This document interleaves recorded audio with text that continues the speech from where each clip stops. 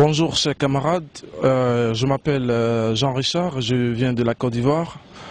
Je suis ici en Ukraine déjà, ça fait 6 ans que j'étudie, j'ai terminé mes études supérieures avec un master en automobile. Ce que je voudrais dire en ce qui concerne l'Ukraine, c'est un beau pays, un pays très calme, mais les relations entre la jeunesse et les étrangers est très difficile.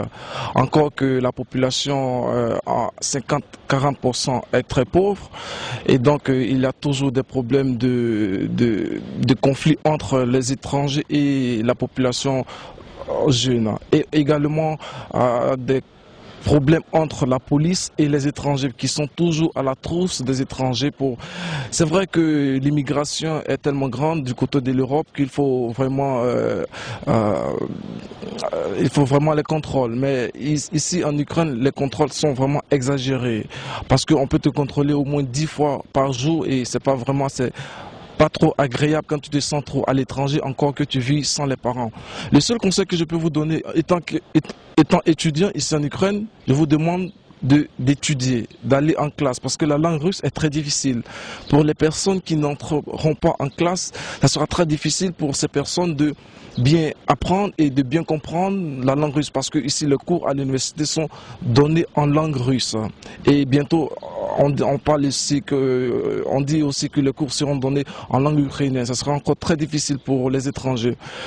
Et ce que j'aimerais dire aussi, l'atmosphère entre les professeurs expérimentés et les étudiants est très bonne, très agréable pour ceux qui veulent apprendre. Donc le seul conseil, rentrez en classe parce que vous avez l'objectif d'étudier. Venez étudier comme moi j'ai fini mes études.